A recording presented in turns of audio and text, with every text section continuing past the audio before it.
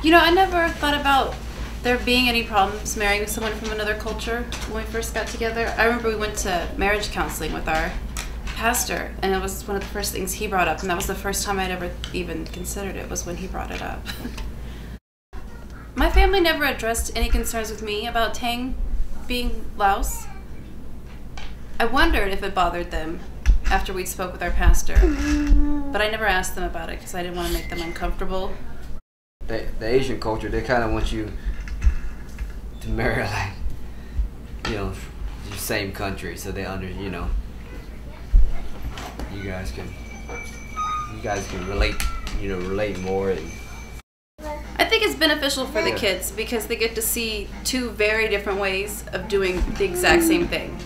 It's hard, man, because it's like you're in this, it's like a big wall, you know, for you, because your parents, it's been like 30 years, you just kind of just shelter yourself from the world, you know, from your feelings, so it's kind of hard. Yeah, Tang plays it really close. I have everything out on the table, so we're very opposite in that. Yeah, I reflect, I was like, man, you know, I mean, I think when they get older, you know, I mean, they're gonna have more of a, you know, insight of how. I think so too. I mean, that's what when I say is beneficial to them. They're really, when they look at problem solving, they're gonna have different vantage points that they can take it from. Bonding, it's hard to bond. You don't even notice that, you know, the things you do. You're just like, yeah, but just think about it. Your own mom, she never came to you and hugged you and tell you I love you. Your own mom, and who else is gonna do that to you? You know what I'm saying? Yeah, nobody's. So it has to do something to you. You know what I mean? I remember we first got married, and I always wanted to like hug and kiss Tang when he got home from work.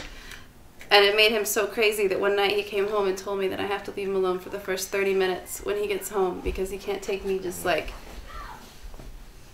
being right on top of him when he walks in the door, just being so glad to see him. And so, you know, I love you, I missed you, how was your day? Yeah. He just couldn't, you know, take it. You know, he never had to accept it before he wasn't ready to take it. Yeah, I mean, it's all something that we gotta learn, but, you know, I mean,